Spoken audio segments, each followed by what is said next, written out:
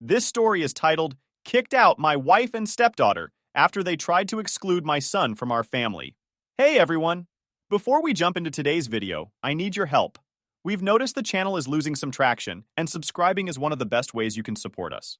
It's quick, free, and it helps us keep bringing you awesome content. Your support means the world.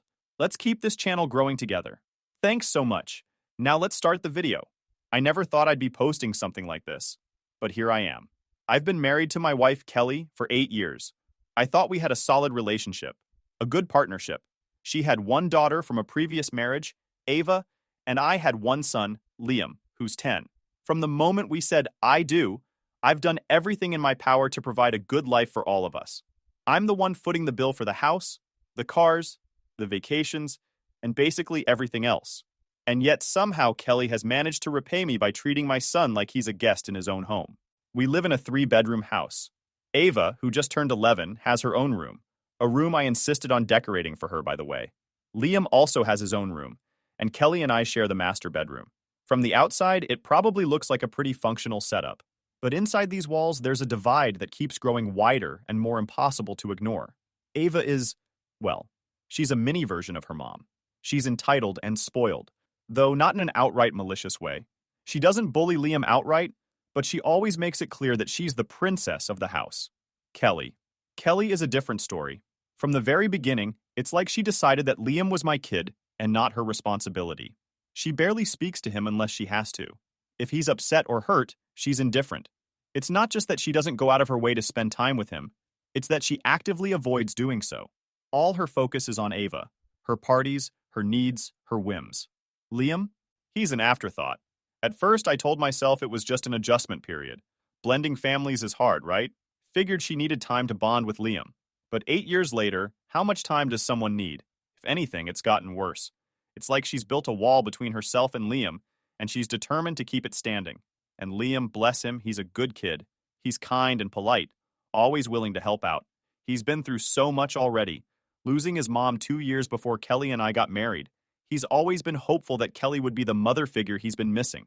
But the way she treats him, it's like a knife to the heart. I see it in his eyes. The way he looks at her, hoping for a shred of affection or acknowledgement, only to be met with indifference or, worse, annoyance.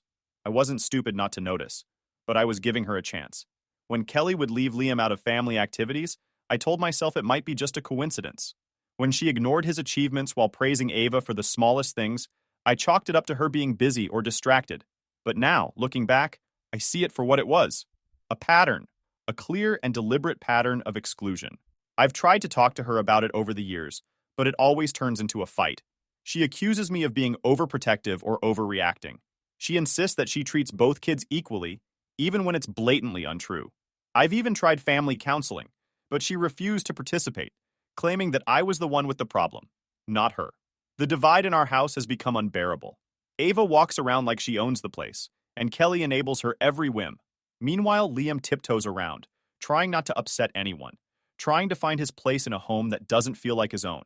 There was one moment that stands out in my mind, a moment that made me realize just how bad things had gotten. It was a Saturday morning, and I was working in the garage. Liam came out to show me a drawing he'd been working on. He's got a talent for art, something he's really passionate about. He was so excited, beaming as he handed me the paper. "This is amazing, buddy," I said, genuinely impressed. "Let's show Kelly." We went inside and Liam proudly held up his drawing. "Look what I made, Kelly," he said, his eyes shining with hope. She barely glanced at it. "That's nice, Liam," she said, her tone flat. Then she turned back to Ava, who was whining about wanting a snack. "What do you want, sweetheart?" she cooed, completely ignoring Liam. The way his face fell, I'll never forget it. It was like watching a balloon deflate. He walked away quietly, mumbling something about going back to his room. I stood there, stunned, angry, and heartbroken all at once. I wanted to scream at Kelly, to shake her, and make her see what she was doing, but I didn't. I just stood there, frozen, as the realization hit me. This wasn't going to change. Now, every time I see Liam retreat to his room or look at Kelly with that mix of hope and disappointment, I feel a knot in my stomach. He deserves better.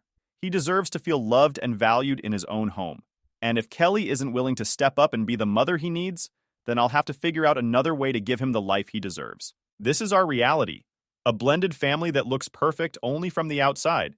I'm sharing this because I need to get it off my chest, and maybe someone out there has been through something similar. Maybe someone has advice or words of wisdom.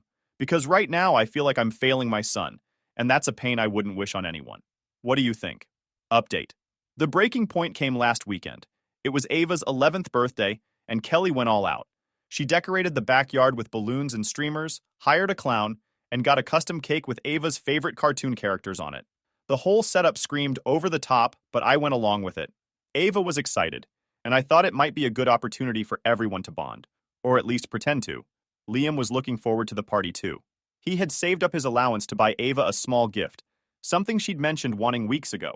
He even made her a handmade card, spending hours drawing and coloring it. When he showed it to me before the party, he was practically glowing with pride. "Do you think she'll like it?" he asked, his eyes wide with hope. "She'll love it," I assured him. "It's thoughtful and personal. She'll see how much effort you put into it." The party started off well enough.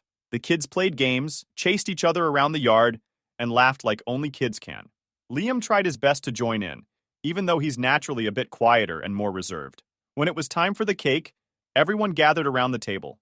The cake was a masterpiece, covered in colorful icing and shaped like Ava's favorite character. The kids oohed and awed as Kelly lit the candles. I noticed Liam standing off to the side, holding his gift and card. I gave him a little nudge. "Go stand next to Ava.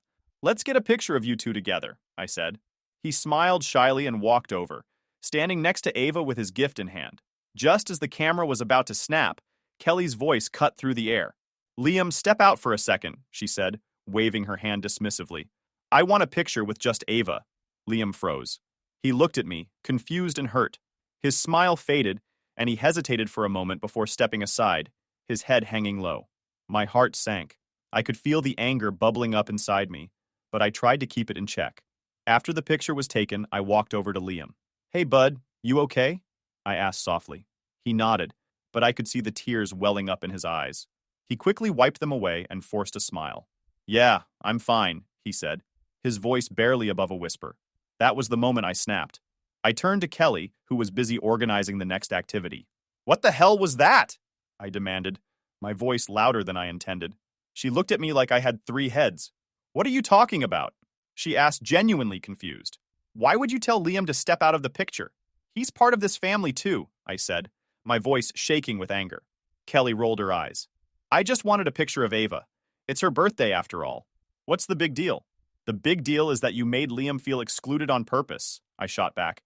"Do you have any idea how that made him feel?" "You're overreacting," she said dismissively. "He'll be fine." I turned to Liam, who was now standing off to the side, clutching his gift and card. "Does he look fine to you?" I asked, my voice rising. The tension was palpable.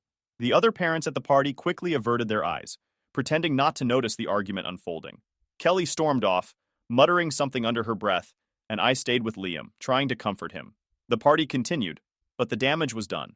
Liam's mood was ruined, and so was mine. Later that night, after the kids were in bed, I confronted Kelly again. "You're driving a wedge in this family," I told her.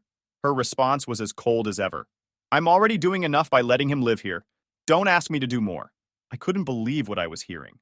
Letting him live here? As if he were some unwelcome guest? My blood boiled, but I forced myself to stay calm. "This is his home, Kelly. I think you've forgotten that," I said firmly.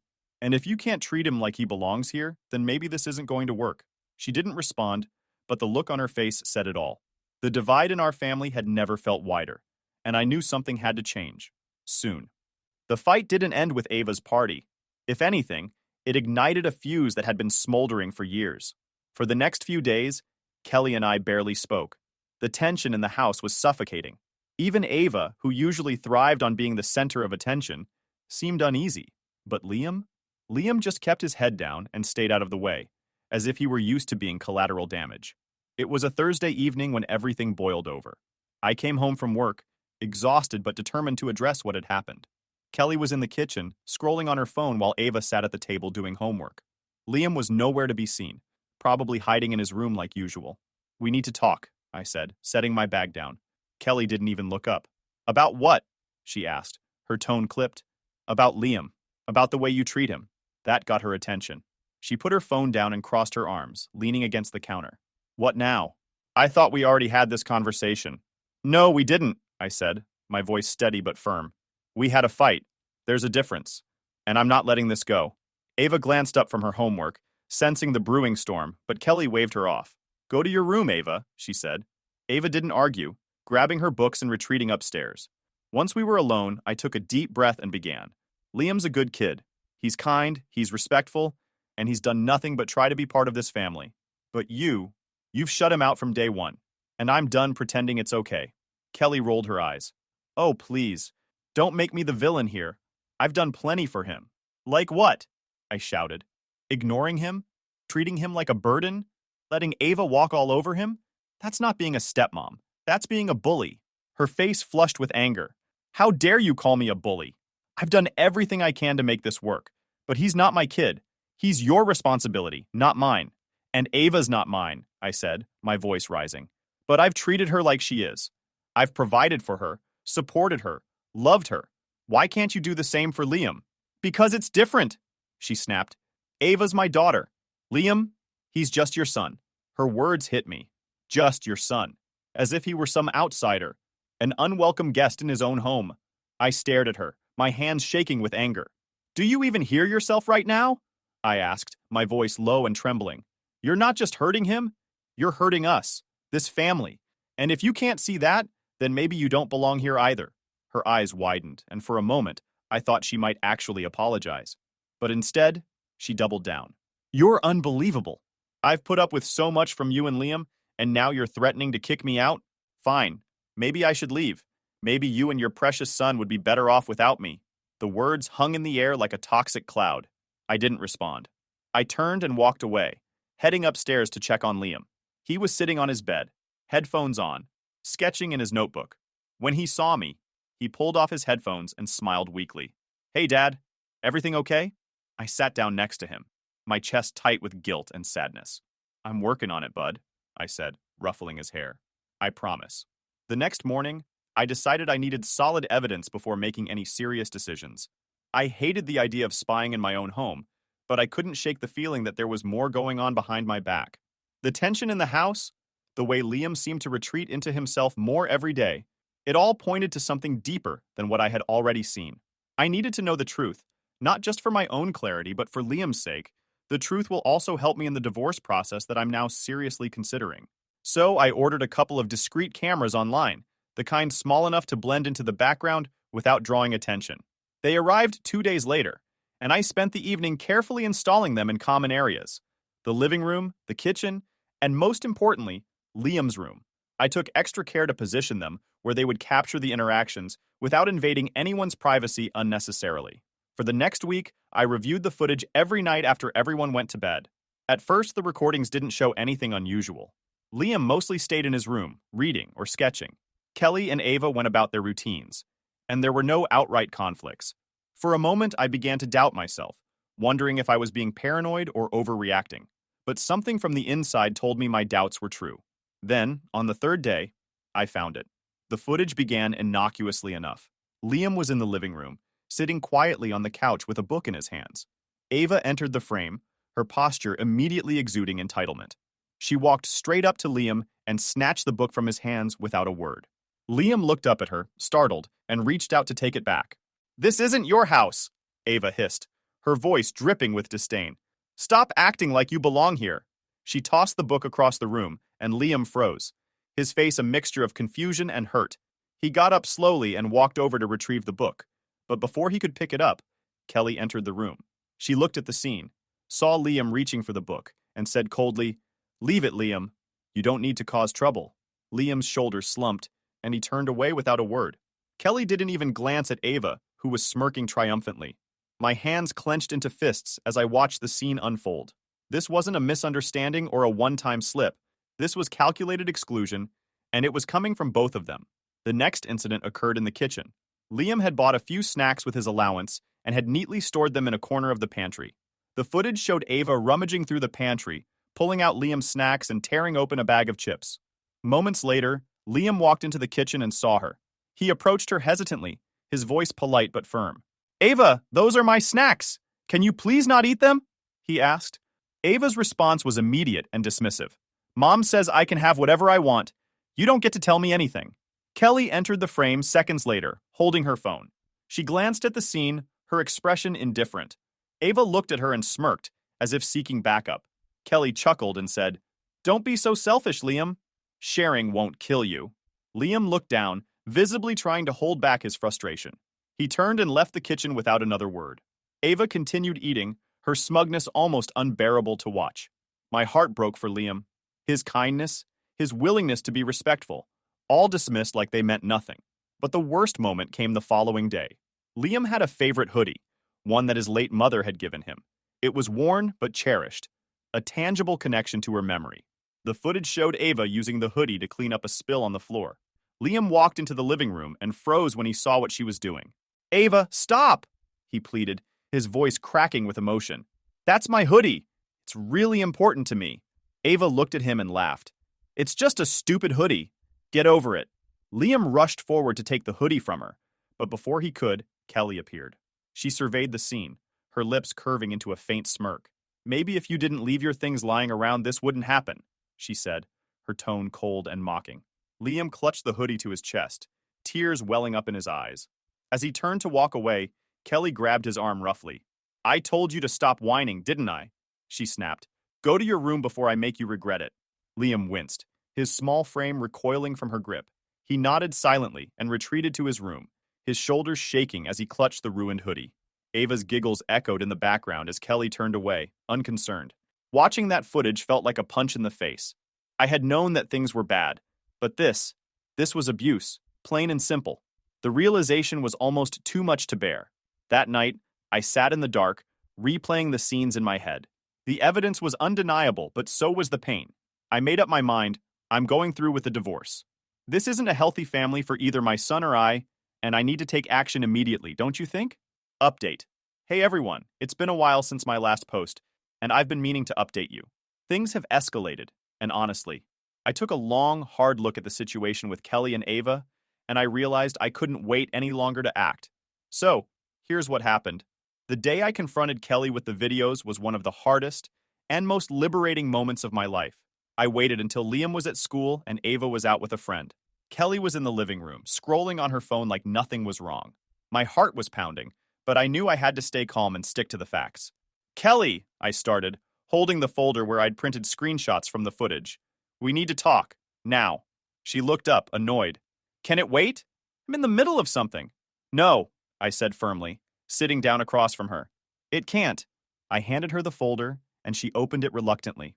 As she flipped through the screenshots, Ava snatching Liam's book, her mocking him about the snacks, and the incident with the hoodie, her expression barely changed.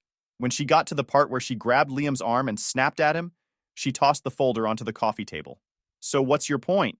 she said, crossing her arms. I stared at her, stunned. "My point? Kelly, this is abuse. You and Ava have been treating Liam like an outsider, like he doesn't even belong in his own home. This isn't just favoritism.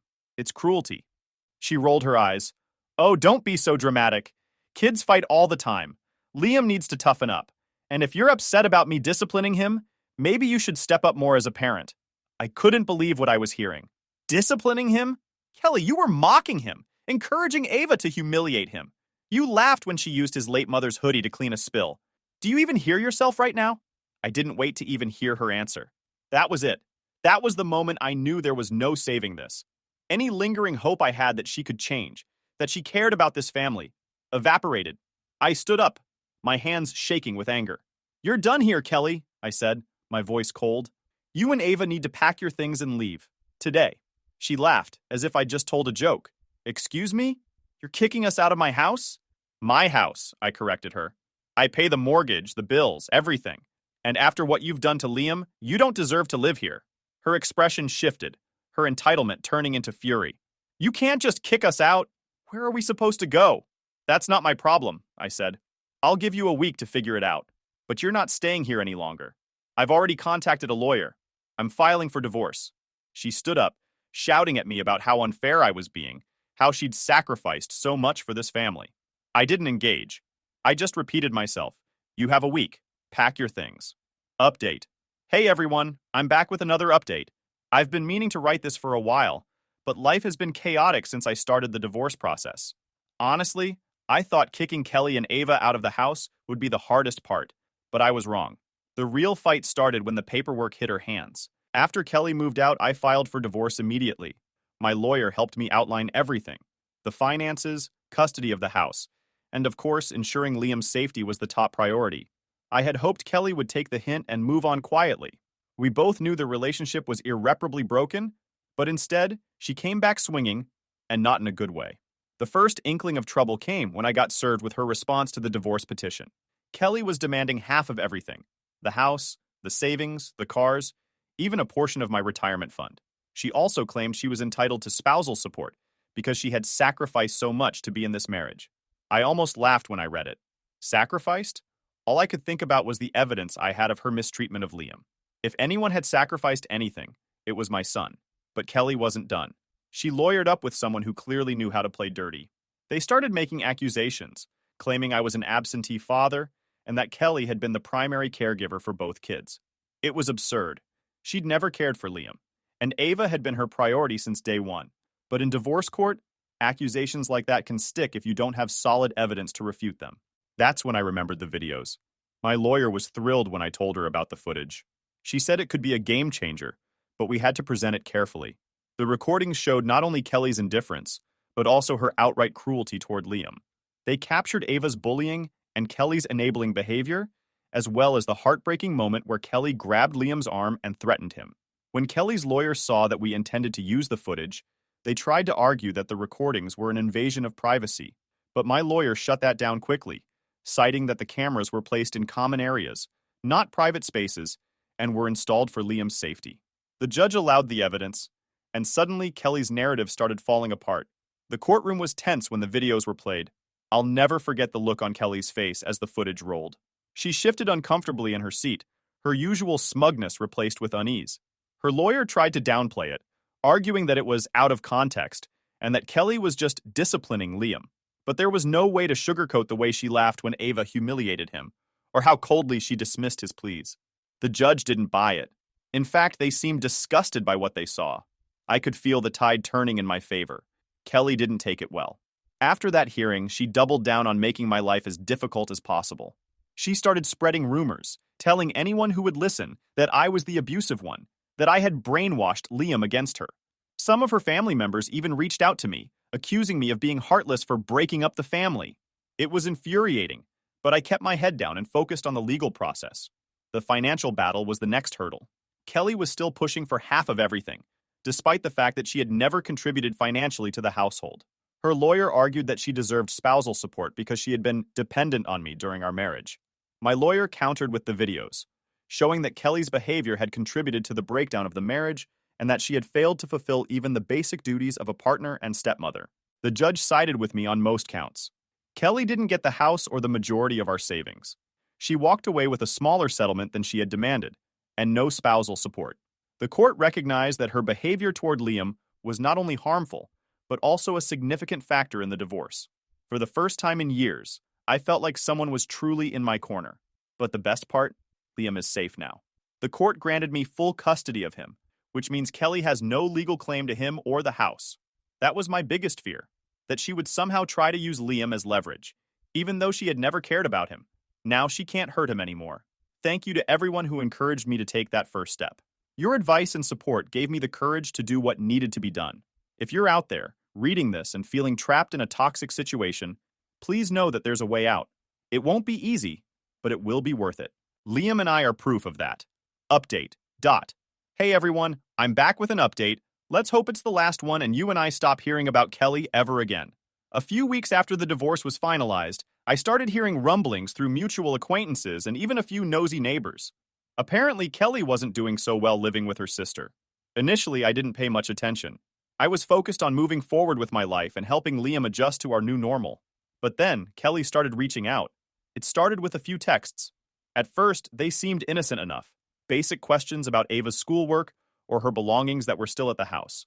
I responded politely, keeping things short and professional. But it didn't take long for the tone of her messages to shift. The texts started coming more frequently, and they weren't just about Ava anymore. Kelly began reminiscing about our marriage, saying things like, "I didn't realize how good I had it, and I miss the life we had together." I ignored most of these messages, but then came the emails. In one particularly long email, Kelly poured her heart out. Well, at least that's what she wanted me to believe.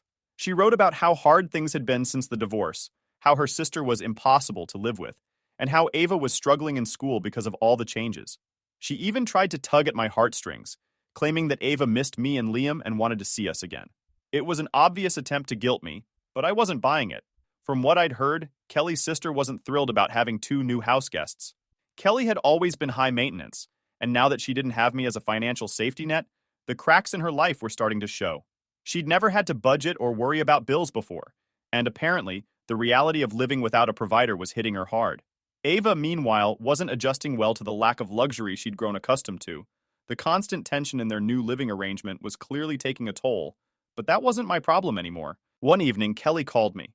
I stared at the screen for a moment before declining the call. Seconds later, she texted a period. "Can we please talk? Just for a few minutes."